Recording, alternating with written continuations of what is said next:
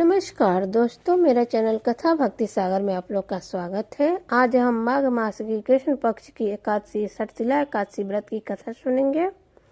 एक समय दालभ्य ऋषि ने पुलस्त्य ऋषि से पूछा, हे मुनिवर, मनुष्य मृत्यु लोक में ब्रह्म हत्या आदि महान पाप करते हैं और दूसरे के धन की चोरी करते हैं तथा दूसरे की उन्नति देखकर ईर्ष्या आदि करते हैं, परंतु फिर भी उनको नरक प्राप्ति नहीं होती, सो इसका कारण क्या है?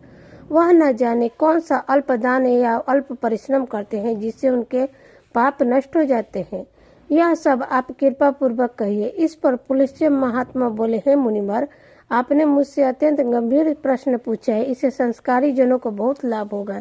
इसको इंद्र आदि देव भी नहीं जानते, परंतु मैं आपको यह गुप्त भेद अवश्य बताऊंगा। माघ मास के आने पर मनुष्य को स्नान आदि से शुद्ध रहना चाहिए और इंद्रियों को वश में करने तथा काम, क्रोध, लोभ, मोह, ईर्ष्या, अभिमान आदि का स्मरण नहीं करना चाहिए।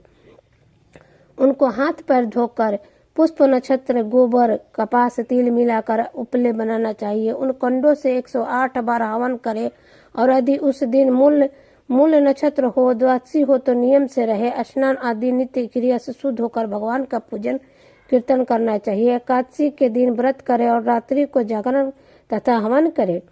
इसके दूसरे दिन धूप, दीप, नैवेद्य और भगवान की पूजा करे और खिचड़ी का भोग लगाना चाहिए। उस दिन श्री कृष्ण भगवान का पूजन करना चाहिए। उनको पेठा, नारियल, सीताफल और सुपारी सहित अर्घ देना चाहिए। फिर उनकी स्तुति इस प्रकार करनी चाहिए, भगवान आप शरणों के शरण देने वाले हो, आप संसार में डूबे हुए का उद्धार करने वाले हो। हे पुष्पिकाक्ष, हे कमल नेत्रारी, हे विश्व भगवान, हे जगत गुरु, आप लक्ष्मी जी सहित मेरे इस तुच्छ अर्घ को स्वीकार करें। इसके पश्चात ब्राह्मण को तिल दान करना चाहिए।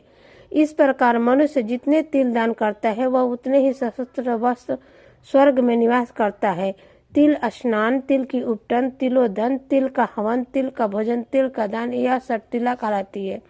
इससे अनेक प्रकार के पाप दूर हो जाते हैं। एक दिन नारद ऋषि बोले, हे भगवान, आपको नमस्कार है। इस षटशिला एकादशी को पुण्य होता है और इसकी क्या कथा है, सो कृपा पूर्वक कहिए। श्री कृष्ण बोले, हे नारद, मैं तुमसे आंखों देखी सत्य घटना कहता हूँ, ध्यान से सुनो। प्राचीन समय में मृत्यु लोक में एक ब्राह्मणी रहती थी। वह सदैव व्रत किया करती थी। एक समय वह 1 माह तक व्रत करती रही। इससे उसका शरीर अत्यंत दुर्बल हो गया।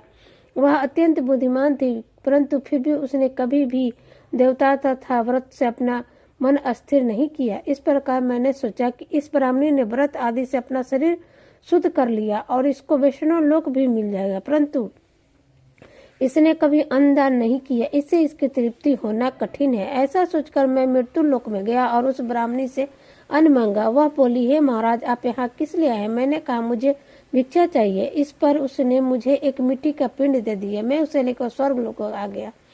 कुछ समय बीतने पर वह ब्राह्मणी भी शरीर त्याग कर स्वर्ग लोक आ गई। मृत पिंड के प्रभाव से उसे उस जगह पर एक आम वृक्ष सहित गृह मिला, परंतु उसने गृह को अन्य वस्तुओं से सुने पाया। वह घबराई हुई मेरे पास आई और कहने लगी, हे भगवान, मैंने अनेकों व्रत आदि से आपकी पूजा की, परंतु फिर भी मेरा घर वस्तुओं से रहित है, सो क्या कारण है? मैंने कहा, तुम अपने गृह को जाओ और देव स्त्रियां तुम्हें देखने आएंगी, तब तुम अपने षटशिला एकादशी का पुण्य और विधि सुन लो, तब ही द्वार खोलना। भगवान के ऐसे बच्चे सुनकर वह अपने घर को गई और जब देव स्त्रियां आई और द्वार खुलवाने लगी, तब वह ब्राह्मणी बोली कि यदि आप मुझे देखने आई हैं तो षटशिला एकादशी का महत्व कहिए। उनमें एक देव स्त्री बोली, सुनो, मैं कहती हूँ। जब उसने षटशिला एकादशी का महत्व सुना दिया, तब उसने द्वार खोला। देव स्त्रियों ने उसको सब स्त्रियों से अलग पाया। उस ब्राह्मणी ने भी देव स्त्रियों के कहे अनुसार षटशिला का व्रत किया और इसके प्रभाव से उसका गृह धन और भरपूर हो गया। अतः मनुष्य को मूर्खता त्याग कर षटशिला एकादशी का व्रत करना चाहिए। इससे मनुष्य को जन्म जन्म में आरोग्य प्राप्त होता है। इस व्रत के मनुष्य समस्त पाप नष्ट हो जाते हैं। जय विष्णु भगवान की।